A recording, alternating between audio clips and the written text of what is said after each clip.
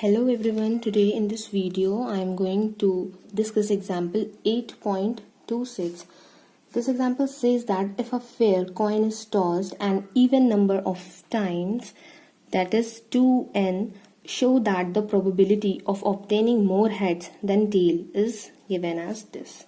So question में ये given है कि आपको जो कॉइन है वो टॉस करना है even number of times. That means जो हमारे नंबर ऑफ ट्रायल्स होंगे वो क्या होंगे हमारे, वो हैं 2n, वो कि क्वेश्चन में ही गिवन है. तो हमको निकालना क्या है, इसमें शो करना है कि probability of obtaining more head than tail. अगर हम कोई भी वेरिएबल लेते हैं x, जो कि हमारा क्या डिनोट करता है, वो हमें डिनोट करता है नंबर ऑफ हेड्स डिनोट करता है. एंड कोई भी वेरिएबल हम y ले लेते हैं जो कि डिनोट करता है नंबर ऑफ टेल्स. तो हमको ये शो करना है कि हमें हेड ज्यादा मिले एज कंपेयर टू टेल, तो उसकी प्रोबेबिलिटी क्या होगी. ओके, सो अब आपको पता है कि आपने अगर कोई भी कॉइन है उसको टॉस किया है, ठीक है, और वो भी even number of times toss किया है, तो उसमें आपके पास टोटल 3 केसेस आपके पास आ सकते हैं.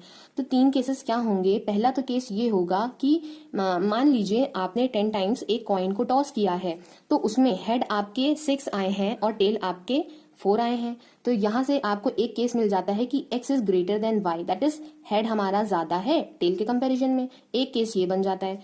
दूसरा केस हमारा क्या बन सकता है कि हमारे पास टेल ज्यादा आए और हमारे पास हेड कम आए, तो x is less than y होगा. और एक तीसरा केस ये भी हो सकता है कि हमारे हेड और टेल दोनों ही बराबर हों, जैसे कि 5 हमारे हेड्स आए और 5 हमारे टेल्स आए.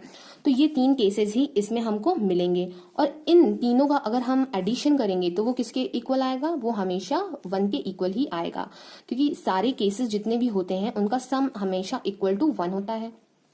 अब आप देखिए, यहां से आपको पता है आप किसके केस की बात कर रहे हैं, यहाँ पे कॉइन टॉसिंग की बात हो रही है. तो कॉइन टॉसिंग में हेड आने की प्रोबेबिलिटी एंड टेल आने की जो प्रोबेबिलिटी होती है वो दोनों ही क्या होती हैं, हाफ एंड हाफ होती है. ये आपको पता है. दैट मीन्स अगर यहां से आप देखें तो x is greater than y है, मतलब कि हेड हमारे ज्यादा आ रहे हैं एज कंपेयर टू टेल, तो जो इसकी प्रोबेबिलिटी होगी वो हमारे, अगर टेल ज्यादा आ रहे हैं एज कंपेयर टू हेड, उसकी प्रोबेबिलिटी से बराबर होगी. बिकॉज हमारा जो ये केस है ये क्या है, एक सिमेट्रिकल केस है, बिकॉज दोनों की प्रोबेबिलिटीज इसमें सेम आ रही हैं. अगर हम लोग इसमें देख के चलें तो इसमें भी देखिए दोनों की प्रोबेबिलिटीज हाफ ही होंगी. और अगर हम इस केस में देखें उसमें भी हम लोग p और q की वैल्यूज को half and half he use करेंगे. तो हम मान सकते हैं कि हमारा ये केस जो है ये एक क्या है, इसका जो भी डिस्ट्रीब्यूशन आएगा वो डिस्ट्रीब्यूशन हमारा सिमेट्रिकल होगा. तो उस वजह से हमारी ये वैल्यू और ये वैल्यू जो है हम इनको ऐड कर सकते हैं. या तो हम x is greater than y है, इसको भी x is greater than y भी कर सकते हैं, या इस वाली को हम लोग x is less than y भी कर सकते हैं. बट हम कौन सा फॉर्म लेके चलेंगे, हम लेके चलेंगे x is greater than y. और वो क्यों लेके चलेंगे, क्योंकि क्वेश्चन में बोला गया है find the probability of obtaining more heads, मतलब कि क्वेश्चन में ही बोला गया है कि x ज्यादा होना चाहिए y से. तो हम लोग x is greater than y करेंगे, इसको भी हम लोग x is greater than y लिख सकते हैं by the property of symmetry. So यहां से अगर ये भी x is greater than y हो जाएगा तो ये 2 टाइम्स हो जाएगा. एंड ये जो हमारी प्रोबेबिलिटी है x is equal to y, इसको हम लोग राइट हैंड साइड में भेज देंगे. Probability x is equals to y हमारा हो गया. अब देखिए, आपको ये पता है कि क्वेश्चन में आपको गिवन है कि जो आपके टोटल नंबर ऑफ ट्रायल्स हैं वो 2n है. अब यहां से अगर देखा जाए तो हम लोग क्या कर सकते हैं, फर्स्ट ऑफ ऑल ये जो 2 है ये यहाँ पे आ जाएगा डिनोमिनेटर में, then 1 minus probability x is equals to y. अब ये केस देख के चले तो इसमें बोला है कि number of heads is equal to number of tails. अगर 2n हम लोग ट्रायल्स ले रहे हैं तो इक्वालिटी में अगर हम x का देखेंगे तो क्या आ जाएगा, मतलब हमारे n हेड्स आएंगे और n ही टेल्स आएंगे. तो अब हमको क्या करना पड़ेगा, इसकी वैल्यू रखनी पड़ेगी, बिकॉज ये एक बायनॉमियल डिस्ट्रीब्यूशन को फॉलो करता है. तो अब आपको पता है बायनॉमियल डिस्ट्रीब्यूशन क्या होता है, NCX होता है. बट आपको पता है कि नंबर ऑफ ट्रायल्स कितने हैं, 2n है, तो 2n हो जाएगा. CX, तो x की वैल्यू किसके बराबर है, y के बराबर है, और y की वैल्यू क्या है, स्मॉल n है, तो आपने स्मॉल n लिख ली. अब कॉइन का केस है तो आपको पता है हाफ टू द पावर क्या हो जाएगा, n हो जाएगा. क्यू की वैल्यू भी हाफ है, तो half to the power 2n minus n, that is again n हो जाएगा. और यहां से जब आप इसको ऐड करेंगे तो आपका जो प्रूविंग है वो आपको मिल जाएगी, that is 1/2 whole to the power 2n. तो यहां से क्वेश्चन हो जाता है और ये बहुत ही ज्यादा इजी क्वेश्चन है, आप लोगों को दिख ही रहा है. सो इसके बाद ही मैं क्वेश्चन स्टार्ट करती हूँ एग्जाम्पल नंबर 8.28। देखिए 8.28 एग्जाम्पल जो है ये एग्जाम के पर्पज से भी इम्पॉर्टेंट है। एंड इसमें देखिए प्रूविंग आप लोग समझ लेंगे, प्रूविंग आप लोगों को समझनी पड़ेगी। अदरवाइज अगर आप इसको लर्न करना चाहते हैं तो लर्न कर सकते हैं, है ना, क्योंकि देखिए प्रूविंग है तो वो आपको थोड़ा टाइम तो लेगी ही लेगी। बट अगर आप इसको लर्न कर लेंगे तो वो तो बहुत ही अच्छा होगा आपके लिए। बट देखिए एक चीज मैं सजेस्ट करूंगी, अगर आप किसी भी चीज को लर्न कर रहे हैं, किसी भी चीज का आंसर लर्न कर रहे हैं, तो साथ में आपको उसका क्वेश्चन भी लर्न होना चाहिए, क्योंकि एग्जाम में कोई एक भी पॉइंट अगर चेंज हो जाता है तो उसकी वजह से आंसर पूरा ही आपका चेंज हो जाता है। तो आप लोग प्लीज ऐसा ना करें कि आप लोग सिर्फ आंसर देख के आंसर लर्न कर लिया आपने और क्वेश्चन आपने सही से लर्न नहीं किया। बिकॉज एग्जाम टाइम पे आपके पास इतना बर्डन होता है कि आपको बहुत ही ज्यादा प्रेशर होता है, इतना जल्दी आप सब कुछ रिवाइज नहीं कर सकते हैं, और फिर उस टाइम पे आपको इतना टेंशन होगा कि आप अगर खाली आंसर याद करके चले गए तो जो एग्जाम में यूपीएससी के जो आंसर्स होते हैं वो बिल्कुल सिमिलर होते हैं, तो आप लोग सही आंसर गेस नहीं कर सकते हैं। सो एक्सप्लेनेशंस आपको पता होने इसलिए भी जरूरी है, क्योंकि अगर बाई चांस आपको एग्जाम में कंफ्यूजन होता है कि अरे मैंने तो ये आंसर मुझे लग रहा है सही है बट ये भी उसी तरह का है, तो आप इंसान उस टाइम पे कंफ्यूज हो जाते हैं, बिकॉज टाइम कम होता है, टाइम का प्रेशर बहुत ज्यादा होता है। तो इसलिए मैं आपको ये सजेस्ट करूंगी कि आप लोग ये जो इसका डिस्क्रिप्शन है जो मैं एक्सप्लेन करती हूँ वो आप लोगों को जरूर मालूम होना चाहिए। अदरवाइज अगर आपको क्वेश्चन विद आंसर लर्न है तो वो तो बहुत ही अच्छी बात है। सो चलिए मैंने बहुत डिस्क्राइब कर दिया है। सो अब इसके बाद देखिए एग्जाम्पल 8.28 मैं स्टार्ट करती हूँ। सो इस क्वेश्चन में देखिए बोला गया है कि देखिए इसमें पहले तो 4 पार्ट्स हैं, ठीक है, तो मैं इसके 2 पार्ट इस वीडियो में देती हूँ, 2 पार्ट मैं नेक्स्ट वीडियोस में दे दूंगी, बिकॉज वीडियो में भी हो सकता है लंबा हो जाए, तो हो सकता है मैं एक पार्ट भी दूँ इसमें। सो देखिए 8.28 का जो फर्स्ट पार्ट है उसमें बात करता है कि if KT is a cumulant generating function about the origin of the binomial distribution of size small n, then हमको ये चीज क्या करनी है, शो करनी है।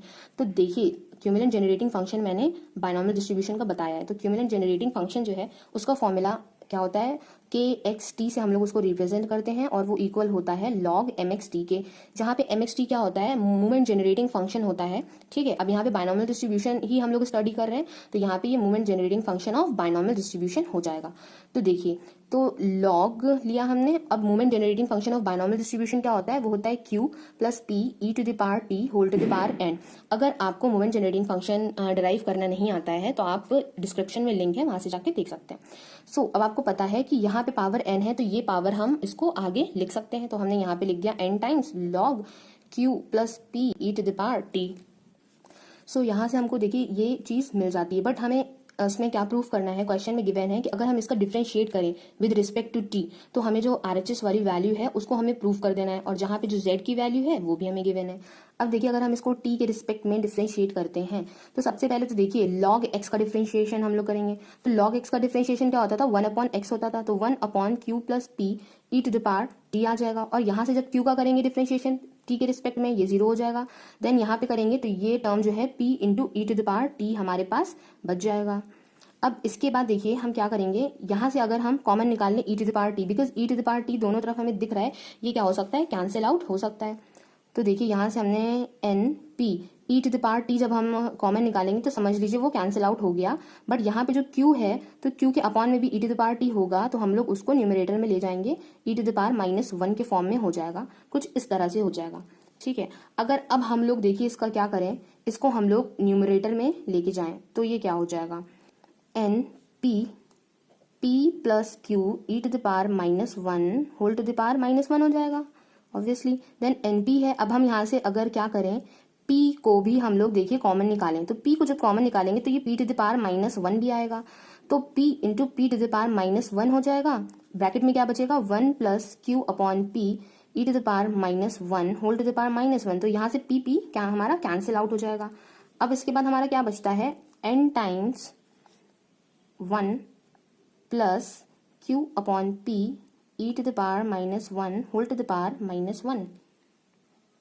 अब देखिए क्वेश्चन में हमें क्या गिवन था, क्वेश्चन में हमें ये गिवन था कि z इज इक्वल्स टू क्या है, log base e p upon q।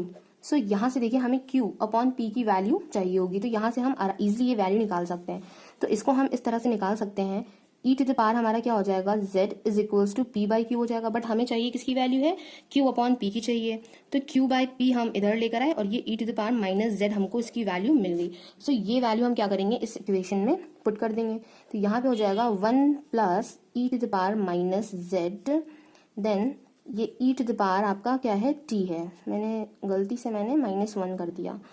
सो ठीक है, अब आप लोग देख लीजिए यहाँ से। सो अब देखिए ये यहाँ पे e to the power -z है, then e to the power यहाँ से क्या हो जाएगा, -t हो जाएगा, होल टू द पावर -1 हो जाएगा। जब आप इसको ऐड करेंगे तो आप माइनस साइन को कॉमन भी निकाल सकते हैं। क्वेश्चन में देखिए कॉमन ही निकाला है, जो हमें प्रूविंग करनी है तो हमने कॉमन निकाल लिया। तो ये हो जाएगा z प्लस टी हो जाएगा, देन ब्रैकेट के बाहर आपका ये -1। तो ये चीज आपको क्वेश्चन में प्रूफ करनी थी, ये आपकी प्रूफ हो गई। अब वीडियो थोड़ा लंबा हो रहा है तो मैं इसके जो 3 पार्ट हैं वो मैं नेक्स्ट वीडियो में बना दूंगी। सो आई होप ये आपको समझ में आया होगा बहुत अच्छे से। सो अगर आप लोगों को अच्छा लगता है मेरा एक्सप्लेन करना या आपको अच्छे से समझ में आता है तो आप लोग मुझे कमेंट करके बताइए, ताकि मैं और ज़्यादा मोटिवेटेड हूँ और मैं वीडियोस बना सकूँ। और आप लोगों की कोई भी क्वेरी है, कोई भी प्रॉब्लम है, अगर कोई भी क्वेश्चन आपको नहीं समझ में आता है, किसी भी चैप्टर का आप चाहते हैं एक्सप्लेनेशन मैं करूँ इस 8th चैप्टर के बाद, तो प्लीज़ आप लोग मुझे कॉमेंट करके बताइए। Thank you for watching my video. Have a nice day.